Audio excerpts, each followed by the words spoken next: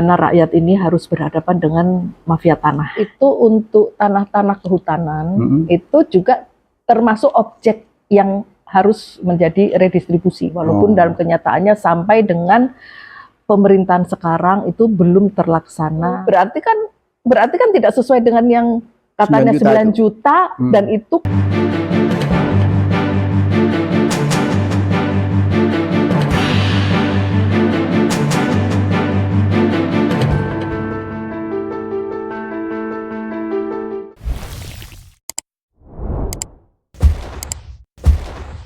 Assalamualaikum warahmatullahi wabarakatuh.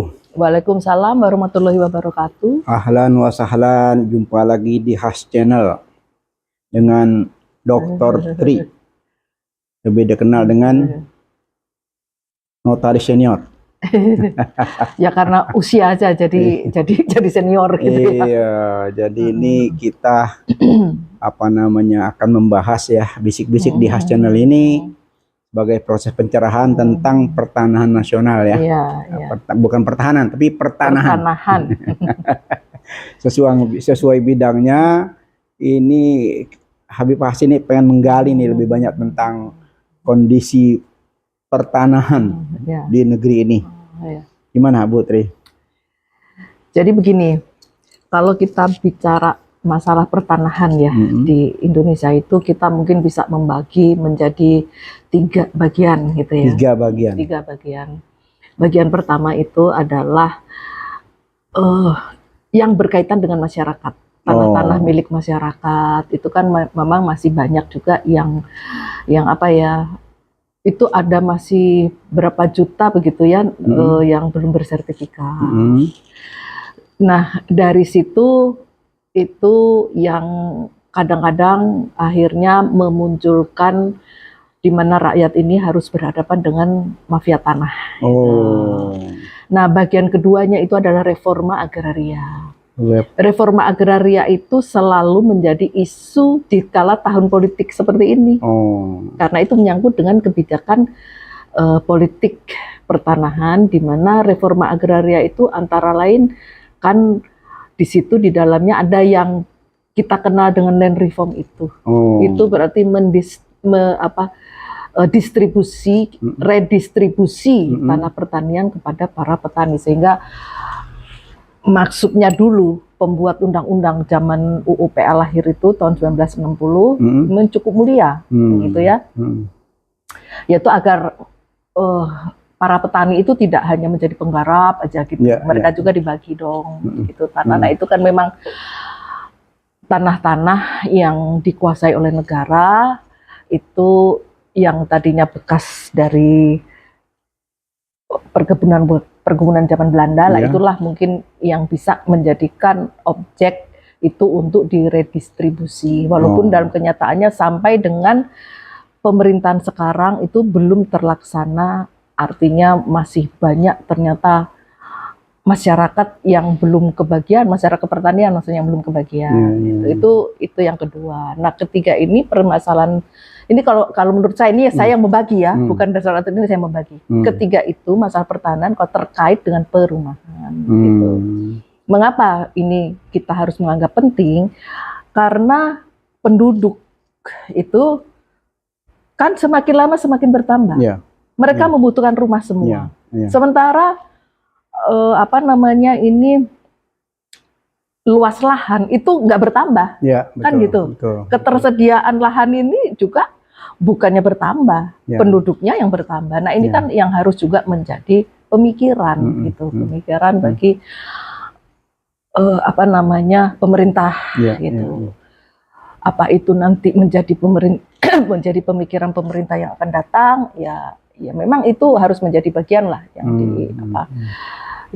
nah sayangnya pada waktu pemerintahan Pak SBY itu kan ada lagi tuh Menteri Perumahan, Pak Harto ada kan gitu.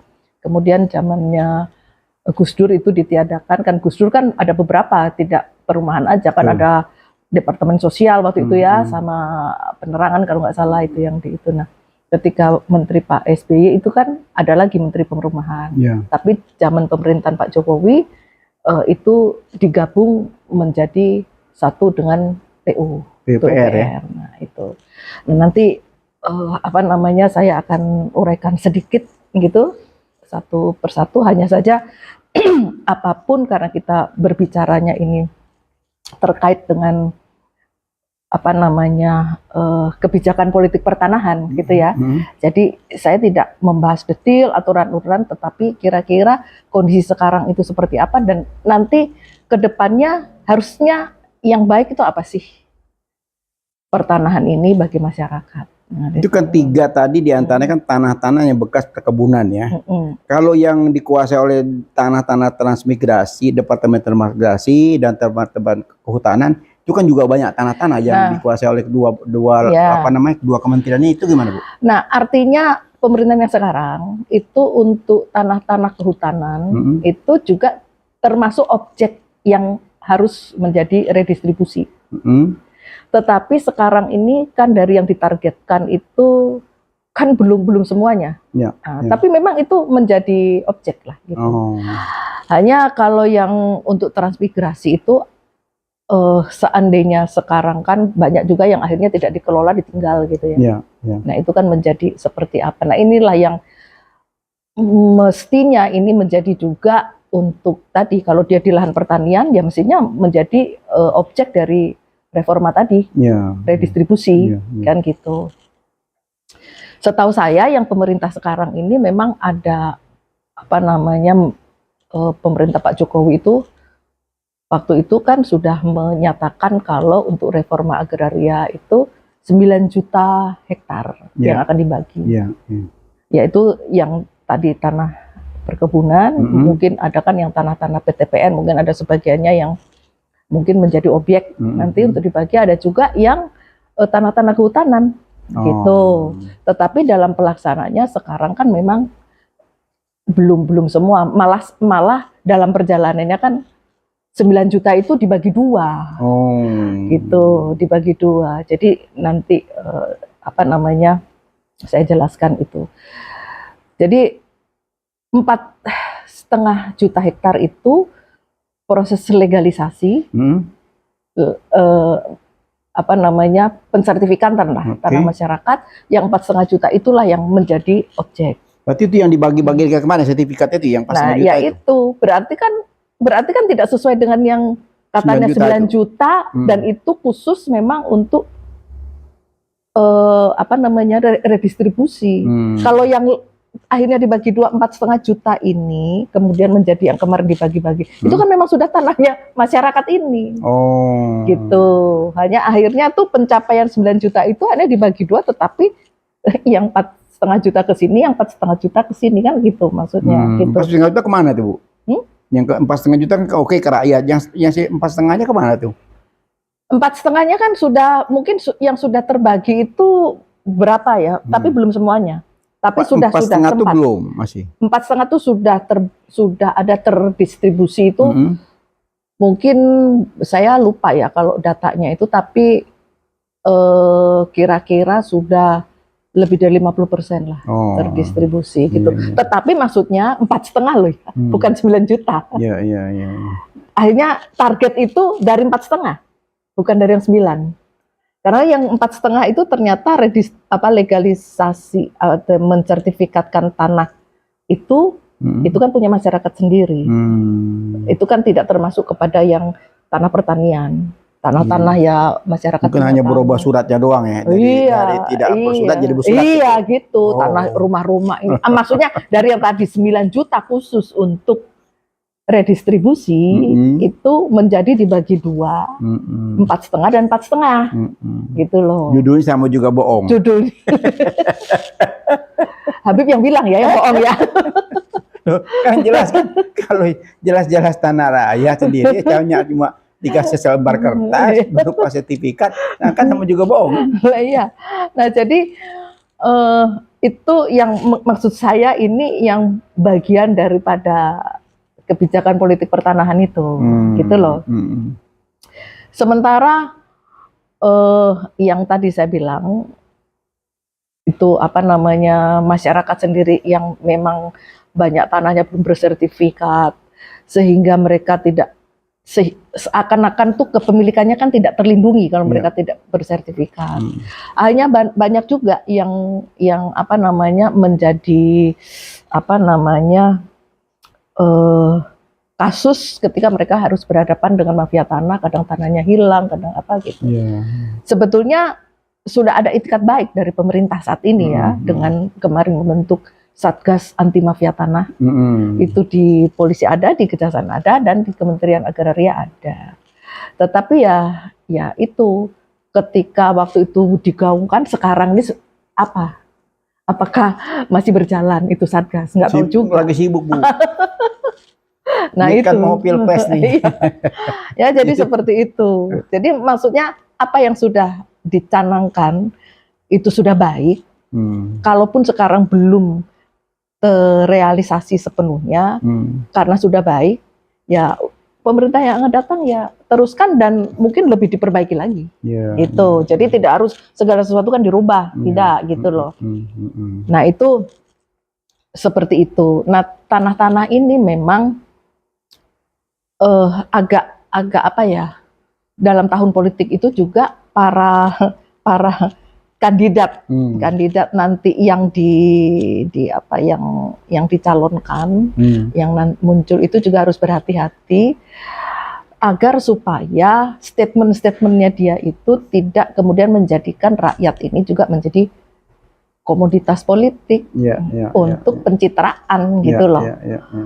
Karena memang semuanya itu gini, saya bilang dulu, kenapa tanah itu begitu penting bagi kehidupan berbangsa dan bernegara ini?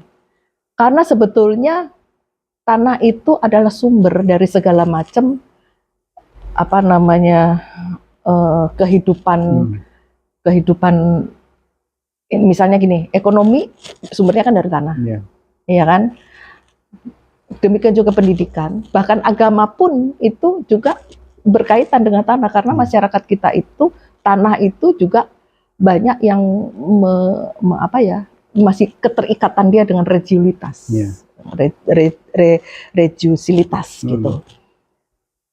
Demikian juga sosial budaya, gitu. Kan kita di sini ada juga tanah apa namanya ini ulayat, tanah apa, dan itu kita tidak membahas sedikit itulah ya, tapi intinya itulah tanah itu begitu menjadi sumber gitu daripada apa suatu negara. Kebetulan kita negara kan kekayaan alam kita juga banyak bersumber dari tanah. Nah, jadi kalau itu memang kebetulan intinya gini, rakyat itu jangan didolimin haknya. Tetapi bukan berarti rakyat itu boleh diberikan sesuatu yang bukan haknya. Karena rakyat juga banyak yang mengokupasi tanah-tanah milik orang lain, gitu. Ada tanah milik BUMN juga yang banyak diokupasi sama rakyat.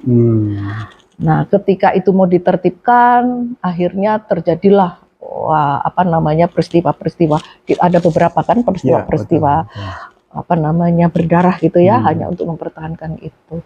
Nah, mas contoh nih di kota-kota besar aja, nggak usah jauh-jauh di Jakarta. Ada yang di kolong jembatan mereka, ada yang ada kelihatan kosong sedikit mereka tempatin. Nah seperti itu. Bahkan saya ini sebagai notaris gitu, pengalaman saya kira-kira berapa tahun yang lalu ya, 10 tahun yang lalu, ada orang itu yang berkali-kali ke saya itu membeli menjual. Nah orang ini mengaku kepada saya, dia cerita, saya ini selalu begini, dia punya rumah sebetulnya di satu daerah, rumahnya itu cukup besar di pinggiran Jakarta, tapi dia selalu mencari tanah-tanah kosong yang di Jakarta itu dia menganggap itu adalah sumber penghasilannya dia. Karena ketika dia akan diusir, dia dapat kerohiman, gitu loh. Jadi memang sengaja mereka tuh seperti itu. Dia mendapat kerohiman, dia pergi lagi ke tempat lain, begitu lagi, jadi gitu loh. Ya? Nah, iya. Jadi di Batam juga banyak seperti itu. Istilahnya kan ruli hunian rumah liar gitu. Jadi masyarakat itu juga tidak sekedar oh ini kasihan masyarakat diberikan ini, enggak, mereka juga perlu diedukasi. Ya. Karena tidak semua masyarakat juga baik. Ya. Iya kan? Contoh yang di barusan terjadi kan di Pertamina itu, di kawasan apa namanya depo ya. Ya. Nah itulah kalau tadinya itu ada 1-2 di situ sampai lama dibiarkan akhirnya menjadi perkampungan yang amat padat. Ya. Padahal itu sangat amat dekat dengan depo itu, Ya. cuma sebatas tembok aja. Padahal lokasi-lokasi yang berbahaya seperti itu kan masih ada buffer zone, kawasan penyangga, kawasan aman. Nah, itu saya tidak tahu kenapa itu kok dari dulu tidak ditertibkan. Dari pemerintah sebelumnya sampai sekarang, nah gitu. Sehingga ketika terjadi kebakaran kemarin dan itu menimbulkan korban jiwa, korban harta, korban jiwa, gitu, baru ya saling tuding begitu ya, saling menyalahkan. Nah itu kan sebetulnya kita tidak bisa mengatakan bahwa mereka itu kasihan, kita harus memberikan mereka itu, mereka sebagai manusia, iya, tetapi kita juga bertanggung jawab sebagai pemimpin itu keselamatan nyawa. Iya kan? Keselamatan nyawa. Kalau dia berada di situ, tugas kita sekarang kita memikirkan sebelum terjadi. Sebenarnya ketika melihat seperti itu bukan mereka dilegalkan, tetapi mencari solusi di mana mereka akan dirumahkan. Nah itu. Ini jadi kaitannya tadi dengan pertanahan berkaitan dengan perumahan, kan gitu. Jadi nyambung semua kan di sini, gitu. Dengan perumahan. Karena pemerintah kan bisa membuat apa namanya, kalau di kota besar rumah susun, rumah susun sewa. Nah, tinggal sekarang bagaimana masyarakat itu ketika ditempatkan di situ mereka juga merasa nyaman. Berarti di situ harus disiapkan juga prasarana dan sarannya, sekolahnya, apa kan gitu, supaya masyarakat itu juga bisa apa namanya, bisa nyaman, tapi mereka tidak melanggar aturan. Kan seperti itu. Sementara mereka menyewa dulu kan tidak apa-apa. Nah, ini memang kebijakan yang memang saat ini itu memang belum, contoh sekarang ini ketika perumahan ini digabungkan ke PU, kan jadi tidak ada kelihatan apa gregetnya gitu untuk di bidang perumahan ini ngapain pemerintah itu, kan gitu. Justru yang gencar target apa namanya pembangunan apa nasional yang apa untuk apa namanya pro apa ya, kalau yang dianggap itu prioritas gitu, itu kan infrastruktur. Infrastruktur kan. Padahal perumahan itu bukan tidak penting gitu. Bagaimana kalau orang apa namanya semakin lama semakin ntar kota semakin kumuh, ya kan? Dan mereka juga pada gini, rumah itu di dalam konstitusi kita itu adalah termasuk kebutuhan dasar. Setelah sandang, pangan, papan. Jadi itu kebutuhan dasar. Dan mereka bertempat tinggal di lingkungan hidup yang layak itu merupakan hak. Jadi pemerintah harus memberikan hak itu. Itu dulu sudah mulai ya, pada waktu pemerintahan Pak SBY itu sudah mulai dengan mencanangkan 1000 tower dan sebagainya, walaupun memang belum berjalan dengan baik gitu. Tapi sekarang dengan Kementerian Perumahan dibubarkan dan dimasukkan ke situ, sehingga yang itu kan infrastruktur.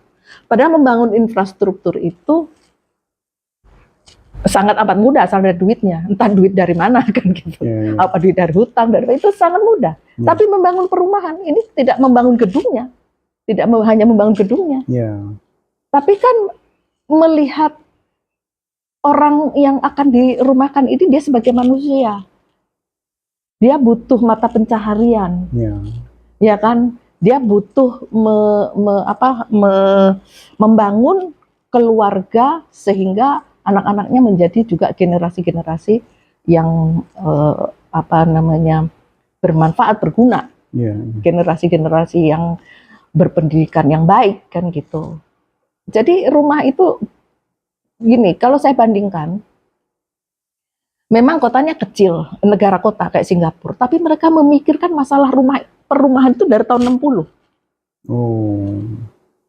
Iya, Iya kan? Makanya sekarang ketika beriringan infrastruktur baik, terus kemudian transportasi umum baik, transportasi publik baik, kemudian juga rumah-rumah itu mereka saling mendukung. Jadi orang ketika dipaksa tinggal harus kamu bertempat tinggal di situ, karena kalau lahan ini semakin terbatas, kalau nggak mau hunian vertikal.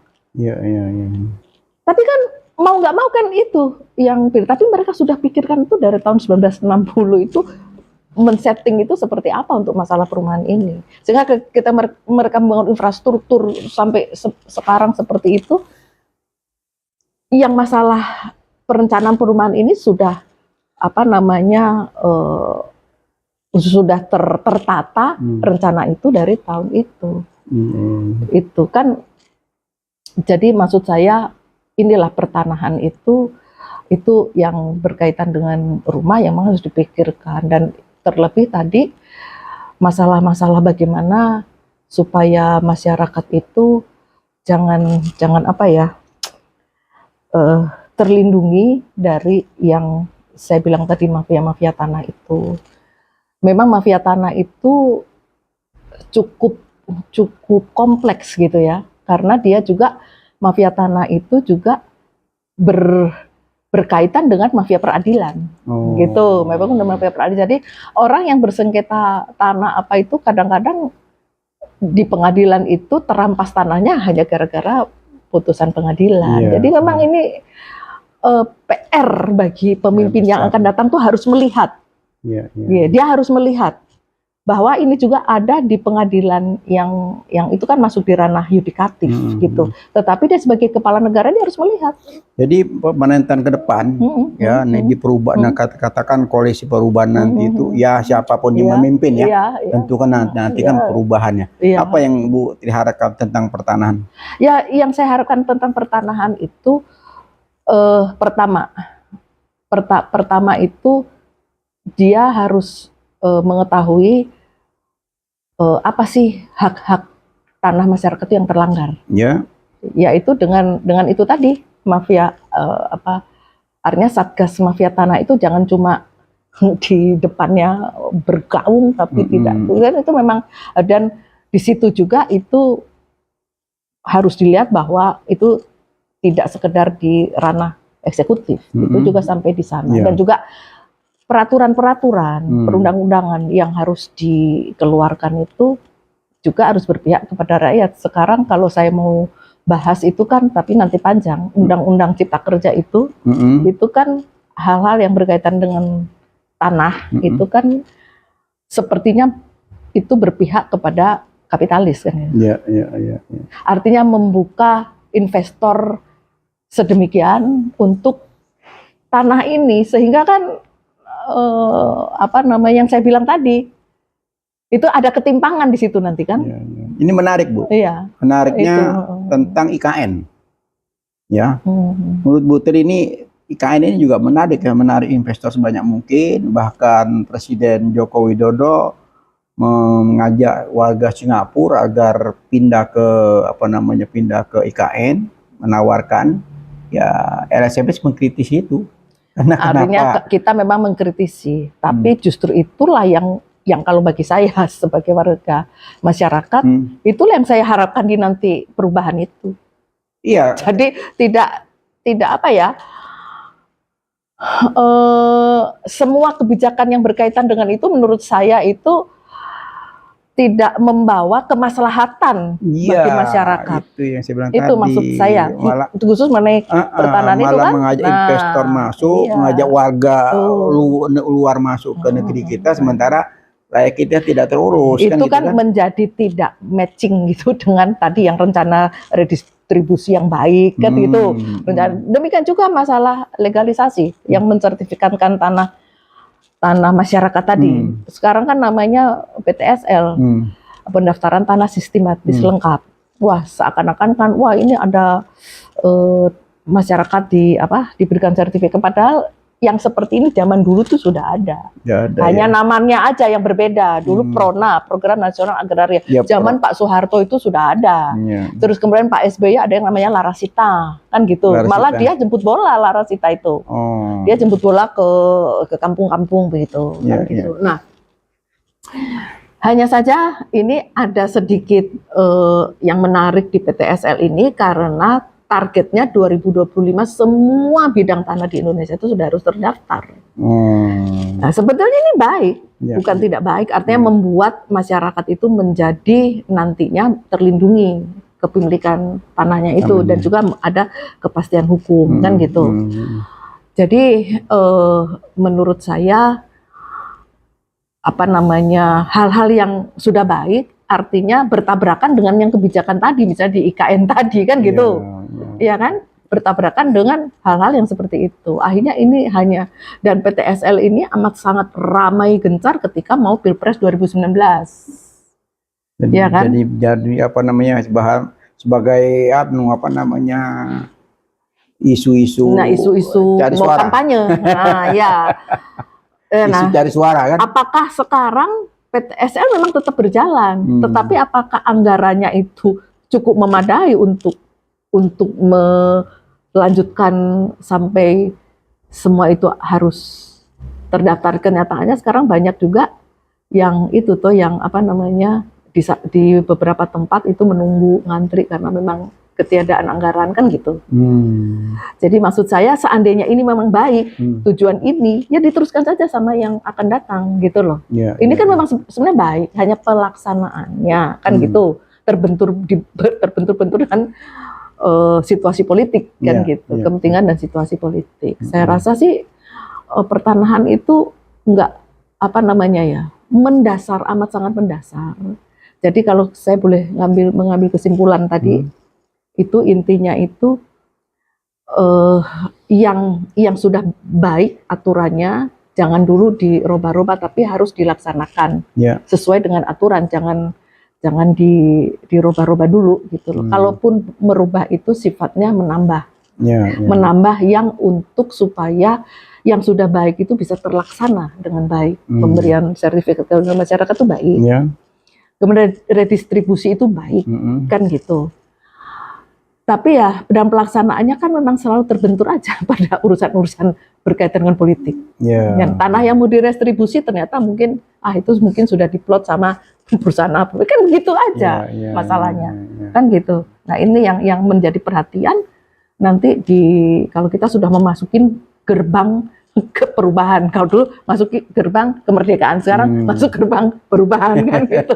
Masuk gerbang perubahan ini yang menjadi itu. Dan ketiga, masyarakat itu harus diedukasi, bukan hanya dilegalkan apa yang justru dia salah, gitu. Jadi kita memang memberikan semua itu untuk rakyat kok. BUMN juga tanah-tanah BUMN itu sebetulnya ya tidak salah kalau negara itu memberikan tanah kepada BUMN. Mungkin ada yang masih idle, artinya masih belum digarap. Nah, kalau yang seperti itu nanti kebijakannya bagaimana? Apakah tetap akan dipegang BUMN atau mungkin bisa dimanfaatkan untuk rakyat? Kan gitu. Tetapi bukan berarti rakyat itu yang mengokupasi juga tanah-tanah kosong tak punya siapa itu dibenarkan gitu loh. Itu maksud saya. Itu yang paling penting dan juga terakhir masalah perumahan gitu. Bahwa masalah perumahan itu juga memang amat sangat penting untuk dipikirkan bagaimana, karena gini, perumahan itu memang untuk masyarakat berpenghasilan rendah. Masyarakat berpenghasilan rendah itu kan yang penghasilannya di dalam satu keluarga itu maksimal 8 juta. Itu kan memang ada subsidi dari pemerintah. Tapi sayangnya subsidi itu adanya di ranah suku bunga. Selisih suku bunga. Jadi misalnya ini ada orang mau membeli rumah, nah dia mengambil kredit. Nah, kalau untuk umum itu kreditnya itu misalnya 9% gitu, sementara untuk masyarakat itu 5%. Berarti yang 4% itu bunganya disubsidi sama pemerintah. Tapi menurut saya ini juga mungkin bisa dicarikan alternatif lain sehingga masyarakat itu tidak melulu dia harus kredit. Iya kan? Dia harus kredit gitu loh. Jadi pemerintah juga harus memikirkan bagaimana memberi subsidi itu, subsidi benar-benar subsidi harga gitu. Bukan subsidi selisih bunga. Nah, itu bagaimana? Nah, selama ini perumahan-perumahan tuh memang pemerintah yang memberikan subsidi, tapi kan diserahkan kepada swasta yang membangun. Bukan pemerintah. Beda Singapura. Singapura itu dia mempunyai namanya HDB. Ya, House of Development Board kalau nggak salah ya. Itu khusus memang badan pemerintah yang membangun dan menjual kepada masyarakat itu. Kita nggak ada, gitu loh. Ya, tata swasta gitu ya. Diserahkan kepada swasta. Swasta mau nggak akan cari untung. Gitu loh. Jadi terus peran pemerintah tuh di mana? Dalam rangka mewujudkan Undang-Undang Dasar 45 tadi, di mana bertempat tinggal di lingkungan hidup yang layak itu adalah hak setiap orang, gitu. Jadi disinilah masalah-masalah yang mungkin perlu dihidupkan lagi ya Departemen Perumahan Rakyat itu ya. Ya sebaiknya begitu. Ya kan dulu kan pernah ada kan? Pernah ada. Sebaiknya begitu, karena memang supaya ada kementerian khusus yang memang memikirkan. Jadi mungkin dianggap rumah ya gimana ya, mendingan infrastruktur kan kelihatan langsung tuh jalan tol, jembatan, padahal kan gitu. Pada rumah ini itu adalah membangun masyarakat gitu loh. Membangun artinya masyarakat tuh memang membangun istilahnya itu memanusiakan manusia. Ini contoh, kalau kita lihat contoh sederhana ya di ibu kota ya. Di ibu kota tuh banyak sekali tanah-tanah yang dikuasai oleh perusahaan, yang dibebaskan oleh perusahaan, ujung-ujung buat bisnis. Sementara penghuninya tuh minggir. Lah iya, memang mereka membebaskan, artinya mereka membeli. Ya kan? Mereka membeli. Tapi kan membelinya itu dengan jalan, apakah membeli itu dengan jalan harga yang wajar? Nah, ini kan ada nah di situ fungsi pemerintah itu juga melindungi rakyatnya. Iya, maksudnya gini, kenapa tidak katakan di kawasan yang kumuh ya, cukup besar, kenapa tidak dibangunnya gedung? Itu sebetulnya sudah mulai, pemerintah DKI kemarin kan juga sudah memulai yang rumah DP 0% itu. Katanya rumah DP 0%, tapi karena mengapa itu ada hambatan ya, artinya karena pada waktu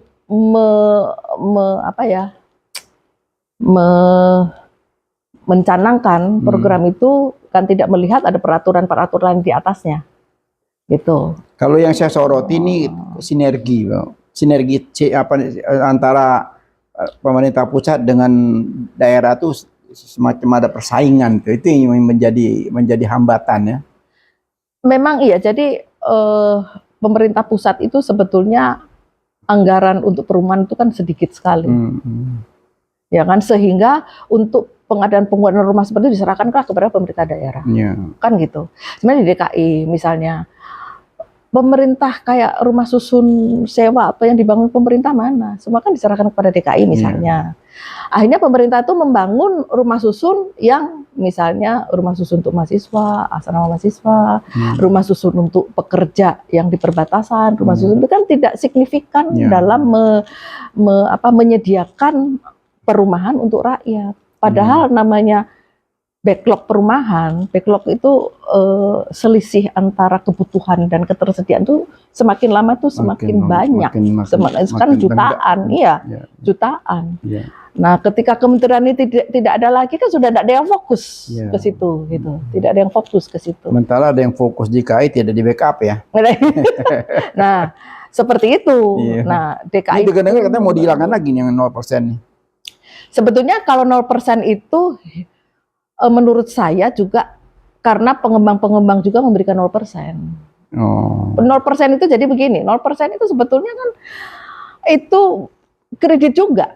Hanya DP doang. Hanya kan? Itu, jadi dia sudah kredit rumahnya, gitu kan. Dia diberi 0% itu supaya ketika dia membeli, kan dia tidak perlu menyediakan DP.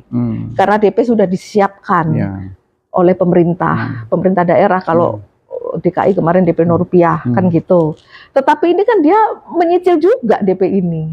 hanya bunganya memang kecil. Oh. Itu kalau nggak salah cuma 2,5% kalau nggak salah. Tapi kan menyicil, jadi beban kreditnya malah dari dua tempat. Jadi menurut saya sebetulnya tidak signifikan juga itu untuk, dan juga DP rupiah.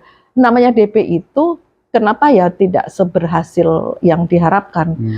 Namanya DP memang peraturannya ya dari Bank Indonesia, tidak ada rumah itu yang boleh dijual dengan tidak ada DP. Oh, harus ada. Harus ada. Harus ada yang 10%, ada yang 20%, ada yang 30%. Mungkin kalau orang sudah rumah kedua itu 30%, ada kriterianya lah.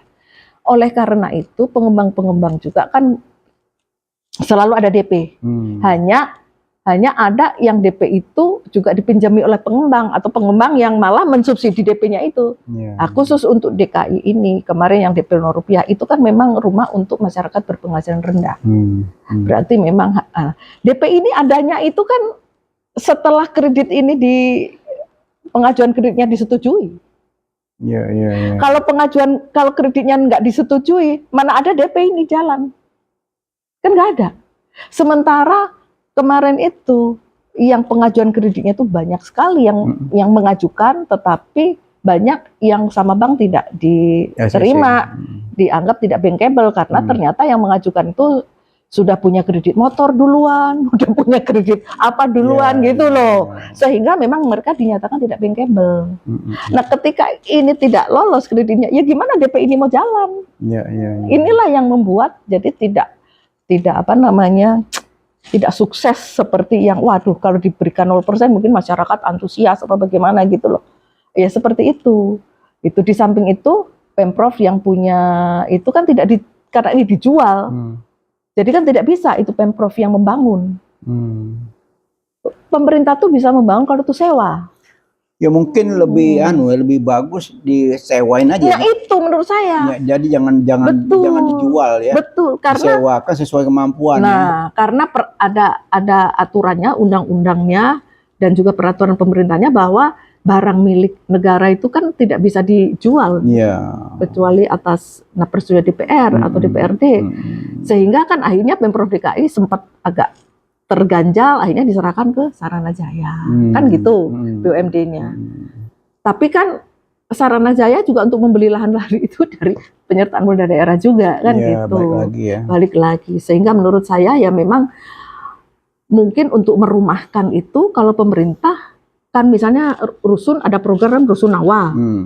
Pemerintah daerah kebanyakan pemerintah pusat tidak ada. Itu yang saya bilang tadi, kenapa tidak di backup gitu. Nah, itu sinergi antara pemerintah pusat dengan pemerintah daerah kan ada semacam sinergi ya, di mana wilayah-wilayah yang padat penduduk itu kan. Nah, harus.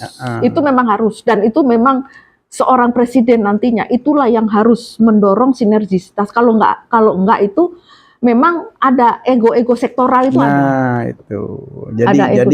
Jadi ini mungkin kerukunan ya antar pemerintah pusat dengan daerah. Dan itu kan harus di-create oleh pusat. Harus difasilitasi oleh pusat. Itu Putri gimana caranya, triknya supaya kerukunan antara pemerintah pusat dengan daerah itu apa sih masalah ganjalan sebabnya itu? Apa gara-gara partai politik yang berbeda?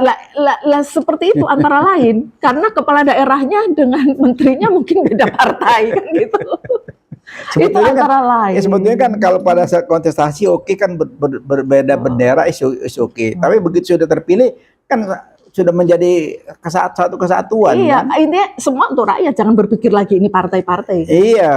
Itulah yang terjadi. Nah, ini memang harus ada keluasan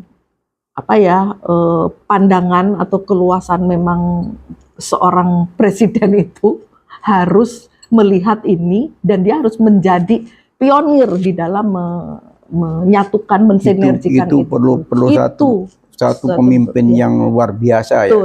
Karena kalau kita lihat ini ego ya. Ego antar pimpinan partai ini. Wah, kita punya sekian bupati. Wah, kita punya sekian wali kota. Kita punya sekian gubernur. Wah, itu menjadi suatu kebanggaan. Padahal kan kalau kita memihak kepada rakyat itu sudah tidak perlu lagi diungkapkan. Iya. Semua maupun pimpinan daerah maupun presiden semuanya itu ada pimpinan rakyat. Iya, sekarang kan dikumpulkan ini wali kota, bupati, ini partai ini kumpul gitu loh. Besok pagi partai ini kumpul gitu loh. Ini menjadi semacam apa namanya persaingan ya Betul. antara apa namanya elit politik ya, yang seharusnya sudah tidak perlu lagi kan, karena sudah menjadi apa namanya petugas rakyat ya. Nah, menjadi petugas rakyat, dia mengabdi kepada rakyat. Ya harusnya sama aja, mau benderanya apa itu kan hanya pada saat merebut kekuasaan, oke, setelah itu kan selesai kan. Iya. Nah itu memang yang mungkin dibalik yang tadi ya, apa namanya, ada sesuatu memang kepentingan lah. Mengapa kita membacanya kan seperti itu. Kita kan bukan orang yang buta sekali kan gitu. Kenapa apa namanya pilkada ini ditunda semua sehingga harus diisi PLT dengan sekian tahun kan gitu. Tapi kita ambil aja hikmahnya. Kita ambil hikmahnya, barangkali nanti dengan itu serentak.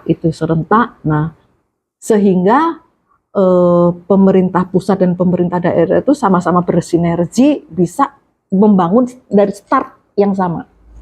Nah, kadang-kadang itu pemerintah pusatnya mungkin mau memberikan dana kalau sekarang istilahnya dana alokasi khusus atau dana apa itu untuk ini, atau mungkin memberikan hibah untuk pengadaan perumahan itu.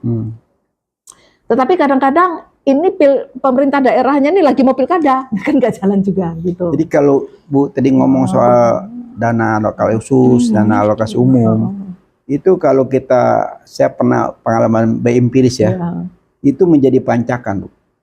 Ya. Jadi menjadi bancakan, katakan ada sekian puluh provinsi, masing-masing kepala dinas mengajukan anggaran, itu ada pilih kasih. Prosesnya di DPR pusat itu yang membagikan.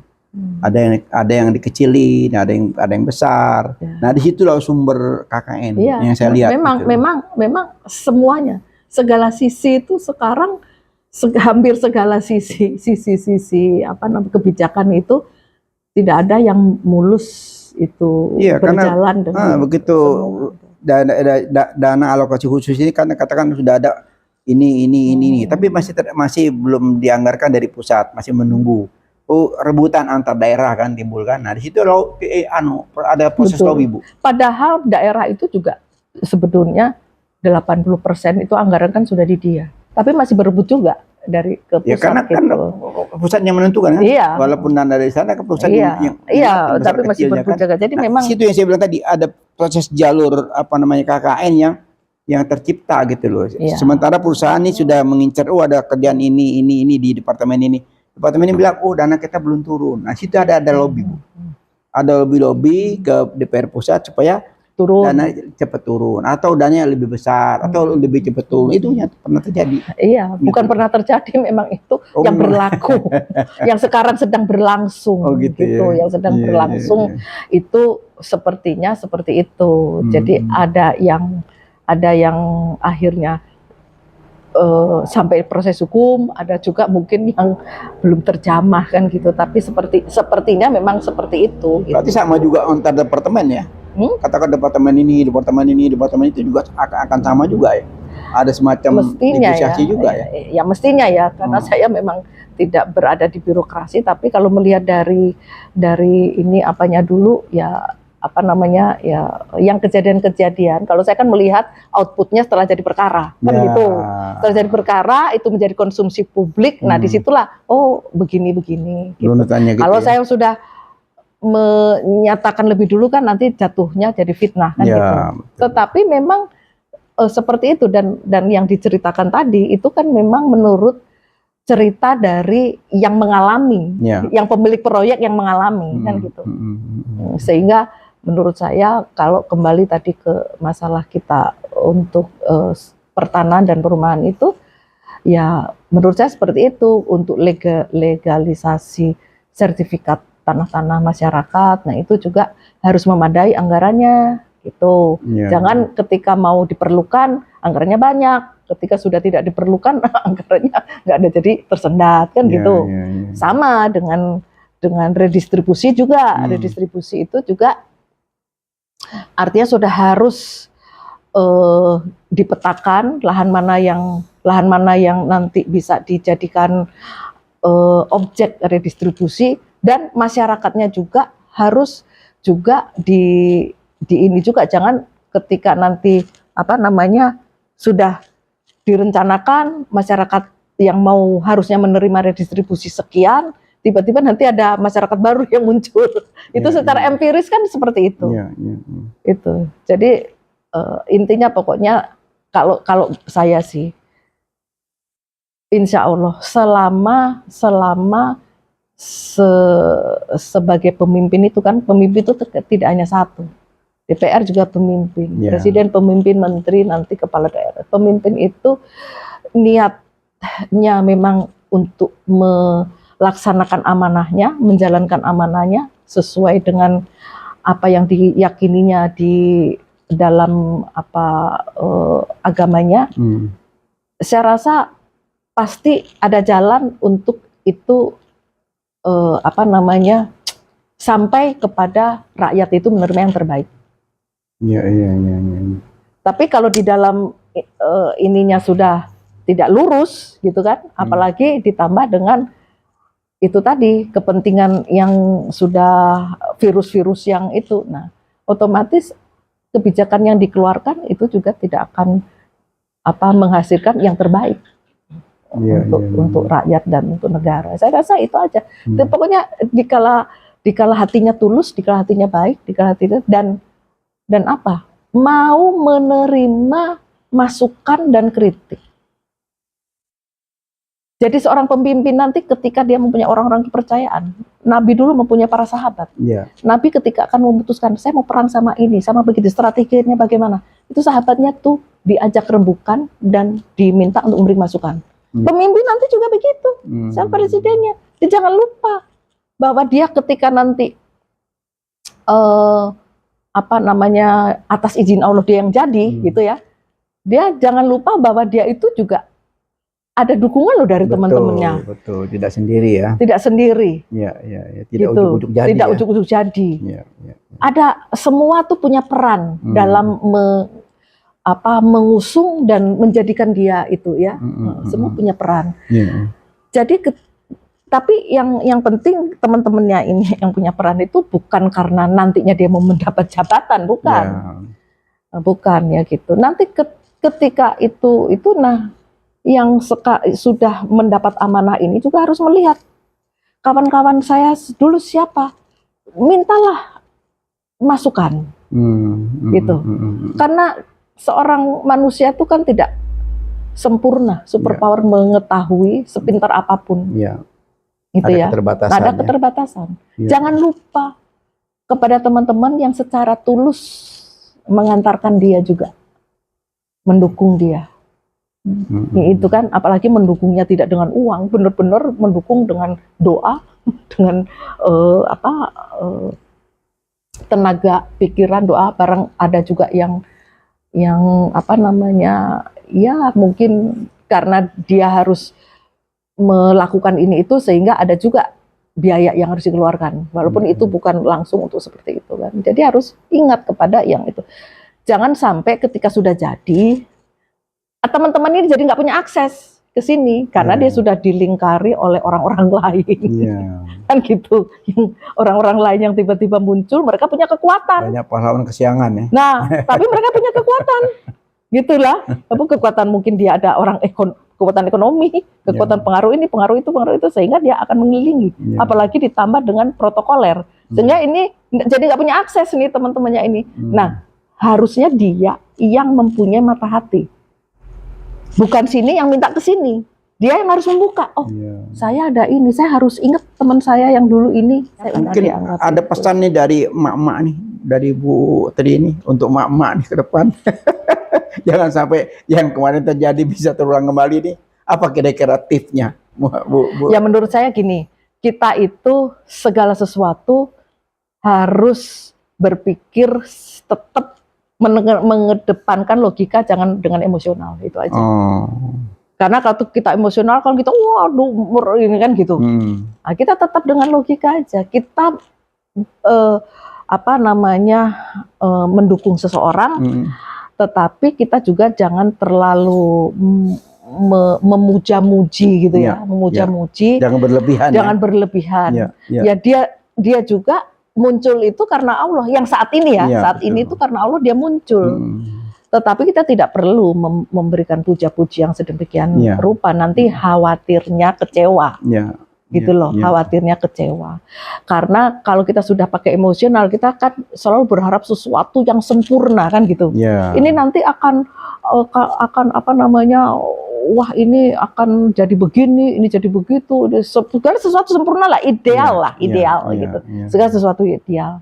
Padahal negeri ini kan begitu rumit. Semua intinya semua kondisi semua bidang-bidang itu kan rumit lah gitu, kan gitu. Nah, sehingga katakanlah orang yang kita dukung nanti jadi atas izin Allah itu mempunyai hati yang tulus juga, itu juga belum tentu dengan mulus juga dia akan merubah segala macam ini tiba-tiba menjadi yang sesuai dengan yang kita harapkan dan impikan kan. Tetapi setidaknya dia itu akan menuju ke sesuatu yang kalau tadinya ada ketimpangan, tadi kepemilikan lahan, nah dia bagaimana caranya ini supaya politik pertahanan, kebijakan politik pertahanan ini tidak menimbulkan ketimpangan. Misalnya begitu kan gitu. Nah jadi menuju ke sana itulah yang kita lihat nanti kita nilai. Tapi kalau hasil sampai itu ya kita harapkan seperti itu, gitu. Ideal seperti itu. Kalau itu memang terwujud seperti itu, alhamdulillah. Tetapi intinya kita itu mendukung seseorang yang saya bilang pakai logika, jangan pakai emosional. Menurut Putri, bisik-bisik kita nih di podcast ini apa masih tetap kita berlanjut setelah pemilihan atau setelah pemilihan kita selesai duduk? Oh tidak, kan saya bilang tadi. Yang namanya siapa di perubahan kan tetap harus dikawal. Oh gitu. Dikawal dalam arti kita tidak tahu kebijakannya itu tepat, apa tidak tepat, apa perlu kita bantu. Misalnya kalau dia bagus, perlu kita bantu mensosialisasikan gitu. Kalau misalnya dia ada yang menurut kita kurang tepat, ya harus kita kritisi. Betul, tetap itu. Harus kita kritisi. Fungsi kontrol kita ambil alih ya? Iya betul. Jadi kita fungsi pengawasan podcast, bukan fungsi pengawasan di DPR. Kan di DPR kita juga tidak tahu apakah nanti seperti apa kan gitu. Karena berarti ini perlu dibikin wadah ya. Jadi ini pengawasan melalui podcast. Oh ini bagus nih. Ya secara mungkin seperti itu dulu ya, Bib ya. Kita apa namanya? Jadi fungsi pengawasan podcast. Wah, keren ini. Iya. Atau fungsi podcast itu antara lain untuk pengawasan. Iya, kalau kita wadahi kan luar biasa ya. Karena banyak sekali orang hebat-hebat sekarang, hampir semua orang-orang hebat bikin podcast sekarang. Iya. Ya kadang-kadang kan mengantisipasi dari yang tidak bisa terakses itu tadi. Iya kan? Satu itu. Kedua semua media mainstream kita tidak bisa harapkan. Betul. Karena keberpihakan mereka ya. Nah, termasuk seperti lembaga survei ya. Yang selalu saat ini katanya pemerintahan sekarang ini itu sudah lebih 80% kepercayaan masyarakat. Saya nggak habis pikir. Nah gimana Putri itu? Jadi kepercayaan masyarakat terhadap kepemimpinan sekarang itu di atas 80%. Ya itu saya nggak tahu mereka berdasarkan metodologinya apa mereka melakukan survei itu ya. Sementara saya sendiri itu yang saya nggak berapa persen saya juga tidak tahu. Yang penting saya bagi diri saya sendiri saja. Saya ini, makanya saya bilang tadi, kalau kita berpikir dengan logis, jangan emosi, dan kita sebagai umat yang kita jangan lelah mencari ilmu, sehingga kita tahu bahwa kita itu kita harus berdiri di barisan yang mana. Karena bagian kita beramar ma'ruf nahi mungkar. Itu aja. Kalau berapa persennya saya nggak tahu gitu. Saya nggak tahu, tapi bagi saya, yang saya rasakan, itu ya seperti yang saya katakan tadi. Kita berharap akan muncul pemimpin-pemimpin yang mengedepankan akhlak. Berharap dan berdoa. Ya, kalau berdoa itu pasti, karena tanpa ada cawe-cawe Allah. Nah, kalau itu cawe-cawe, betul, itu cawe-cawe Allah itu. Kalau saya bilang bukan cawe-cawe Allah, ridho Allah. Iya, ya itu karena apa? Ridho Allah itu kan akan datang kalau orang yang memang betul-betul saya bilang tadi. Di samping dia berdoa, dia harus tahu berada di mana, ya kan? Ya kalau Allah bagaimana itu kalau orang nggak ngerti dia harus berada di mana? Ya. Iya kan? Yang penting ya, kita harus. Memang kalau kita lihat kedoliman, terus apa namanya keberpihakan kepada sekelompok orang, keadilannya tidak merata, ini juga jadi sabab ya. Iya. Jadi sabab juga ya. Dan itu memang apa ya? Kita dari sejak merdeka sampai sekarang itu kan memang belum terwujud. Jadi saya objektif aja. Maksudnya dari kita sejak merdeka sampai sekarang kan memang belum terwujud. Apa yang kita cita-citakan sebagai bangsa yang itu adil makmur, negara yang sentosa itu kan belum ya. Hanya kondisi sekarang itu kok lebih parah dari yang sebelumnya. Kalau yang sebelumnya anggap aja tidak tercapai target.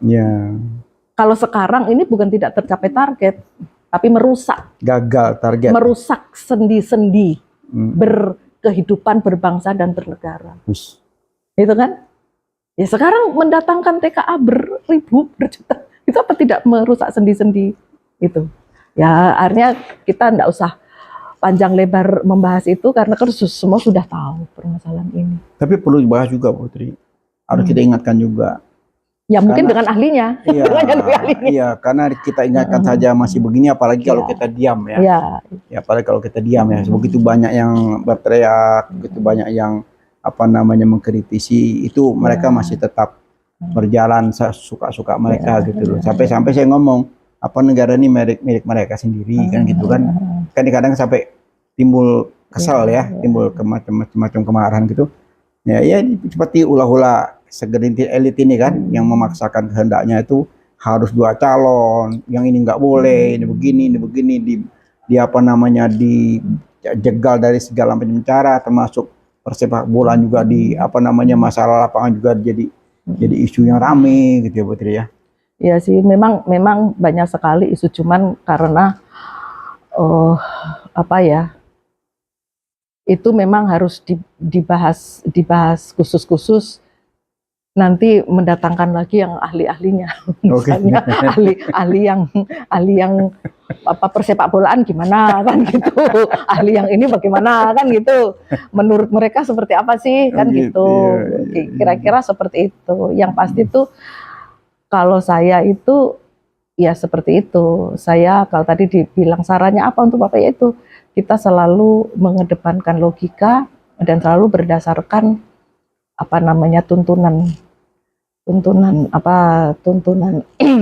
di agama kita lah. Begitu. Kalau yang saya lihat Putri, ini kebanyakan elit politik ini tidak bersyukur. Mereka tidak bersyukur, mereka masih tamak ya, masih serakah, terus egonya tinggi, terus apa namanya angkuh ya. Itu yang mereka tidak peduli dengan kondisi rakyat menjerit. Karena apa? Ya disitulah memang godaan politik itu selalu seperti itu. Di dunia manapun itu kalau dia tidak memegang teguh moral, dia tidak berpegang teguh kepada tuntunan agamanya dia, ya selalu politik itu penuh dengan godaan itu tadi. Itu sudah menjadi satu kesatuan. Tamak, serakah, dan cenderung ingin selalu berkuasa. Kan itu memang sudah, ya manusia itu sebetulnya angkara murkanya kan di situ. Oleh karena itu memang, nah sekali lagi supaya kita mendapatkan pemimpin yang tadi itu seperti apa? Ya masyarakatnya itu juga sama, harus berakhlak. Itu loh, jangan kita berharapkan pemimpin itu harus berakhlak, masyarakatnya enggak gitu. Iya kan? Jadi semua saya bilang tadi, pemimpin itu ada cerminan dari rakyatnya. Kalau pemimpinnya seperti ya berarti rakyatnya itu juga belum benar. Sehingga lahirkan pemimpin yang seperti itu, Ya. kan gitu. Ya kita berharap pemimpin yang begini, pemimpin sementara kita sendiri sebagai rakyat juga tidak memperbaiki ini kita gitu. Bagaimana ridho Allah itu mau datang? Iya, iya, iya. Kita memang berharap, kalau saya kan menurut saya udah usianya udah termasuk ke usia senja. Nah ini kan memang tetap berharap untuk kebaikan, karena itu juga nanti akan anak cucu kita akan Jadi balik lagi ke wakil rakyat, ya. Apa? Berarti balik lagi ke wakil rakyat, ya. Karena rakyat kan sudah mewakilkan ke DPR. Nah makanya DPRD. rakyat itu jangan salah. Terus terang loh, rakyat itu jangan apa ya? Mereka salah juga milih. Bukan segera salah milih. Kadang-kadang milih bener, nanti di tempat menghitungkan suaranya dicurangin kan juga. Gimana? Yeah. Kan gitu. Tetapi kadang-kadang itu gimana ya? Rakyat itu ada loh, dulu ada. Saya nggak perlu cerita di mana tempat dan dari partai apa. Ada satu orang caleg itu waktu dia kampanye, dia mengajak para orang-orang di situ itu mengajak minum-minum, sehingga dia berjanji kalau dia terpilih nanti setiap minggu kita pasti akan pesta minuman, begitu. Bagaimana? Nah rakyatnya juga seneng. Oh iya minum-minum kita misalnya kan gitu. Oh iya minum-minum kita. Ini salah satu contoh. Dan makanya saya bilang masyarakat sendiri itu jangan bermimpi ingin mendapat kepemimpinan yang baik kalau dia sendiri itu dia tidak baik, gitu loh. Itu menurut saya ya, mungkin itu aja sih saya. Saya kira kalau posisi saya sebagai tadi pemerhati dan praktisi di bidang pertanahan, jadi mungkin sudah cukup tadi yang saya sampaikan. Pertanahan dan perpolitikan. Gimana pun juga Bu Tri ini punya sumbangan besar terhadap berdiri PKS. Partai yang sekarang lagi naik daun ya. Naik daun. Mudah-mudahan Bu Tri makin bangga punya partai PKS. Saya juga ikut bangga karena banyak teman-teman di PKS itu yang masih tetap istiqomah, dan kita berharap dengan perubahan ke depan ini ya kita cawe-cawe terus ya.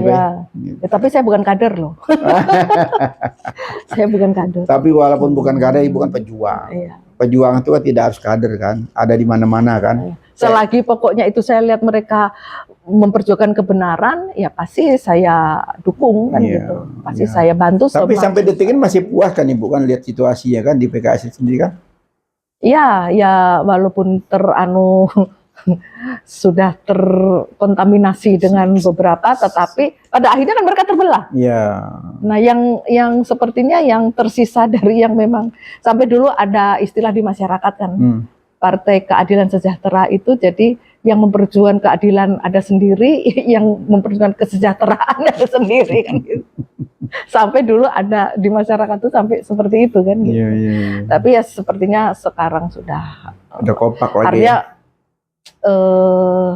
para pendiri yang awal itu masih berada di dalam ini, dan kader-kadernya juga saya lihat kader-kader di bawahnya itu juga masih menjadi, dan ini memang satu-satunya di Indonesia partai kader itu ya PKS itu. Tapi yang saya sedih ada PAN Bu, di PAN tuh hilang semua tuh. Kan, pendirinya sudah. Karena Habib yang pendiri PAN saya nggak paham. Kalau di PKS itu kebetulan ya kan saya kenal. Nah, memang partai kader satu-satunya partai kader itu ya PKS ini. Iya, gitu saya masih acungin jempol untuk PKS. Kalau yang lain kan bukan partai kader, masa mengambang. Iya kan? Masa mengambang. Dikala butuh suara tiba-tiba suara beda, tapi tidak di PKS itu. Dia partai kader, jadi memang kader-kader itu terdidik gitu secara ini ya, mereka dan semua yang pernah berjasa itu terayomi semua ya, perhatian ya. Mereka artinya menjadi kader di situ itu artinya mereka juga harus terdidik, terisi selalu pelajaran-pelajaran ya keilmuan religius itu kan gitu, sehingga mereka diharapkan tetap istiqomah ketika mereka mendapatkan amanah. Iya, karena basicnya religius, jadi lebih amanah ya. Iya. Perkara kalau yang mereka yang terkontaminasi itu ya semoga aja mereka kembali ke jalan yang lurus. Ya mungkin itu ya mungkin. Putri ini luar biasa nih, kita ngobrol-ngobrol tanah sampai ngalur kidul kemana-mana nih. Iya. Bisik-bisik by empiris Bu ya. Ya. Jadi semuanya kita perlu semacam mengingat kembali ya. Insya Allah bermanfaat buat netizen di Khas Channel maupun buat buat kita pribadi ya. Setidak-tidaknya kita pernah berjuang ya. Pernah berjuang membesarkan bagaimana proses bangsa ini ya menjadi catatan sejarah ya. Sehingga nanti kalau kita sudah tidak ada, anak cucu kita, ini podcast nenek saya dulu nih. Kakek saya dulu tuh pernah podcast. Karena insya Allah podcast ini tidak akan hilang kan, ada di YouTube selamanya ya. Nah, itu jadi semacam ya legacy ya buat kita yang masih peduli dengan bangsa dan negara ini. Baiklah Bu Tri, terima kasih atas waktunya. Mudah-mudahan bermanfaat buat ke depan. Jangan bosan-bosan, ini masih banyak yang perlu saya gali nih dengan Bu Tri. Insya Allah. Yang penting penontonnya nggak bosan. Kalau penonton sih insya Allah sih kalau memang isinya banyak bermanfaat, merupakan nasihat, pencerahan, nggak akan bosan. Kita tidak menghujat siapapun, tidak memfitnah siapapun, tidak mengejek siapapun, tidak merendahkan siapapun ya Bu ya. Kita hanya memberikan satu proses semacam ya bagi-bagi ya, bagi-bagi pengalaman selama kita masih ada umur ya. Dengan harapan bangsa ke depan ini, koalisi perubahan dan persatuan ini betul-betul terwujud. Siapapun pemimpinnya, ya kita tetap berharapan ada perubahan ke depan. Ya Bu ya. Gitu. Baiklah, kami akhiri bisik-bisik kenegaraan ini dengan ucapan wabil taufik wal hidayah. Wassalamualaikum warahmatullahi wabarakatuh. Dan jangan lupa ikuti juga polling atau jejak pendapat yang selalu muncul di Khas Channel. Banyak hal-hal yang kita tanyakan kepada publik sebagai ya kita mengikut sertakan semua netizen, semua masyarakat untuk berkontribusi cawe-cawe. Ya, kita memberikan masukan kepada rakyat dan bangsa Indonesia. Terima kasih Bu Tri.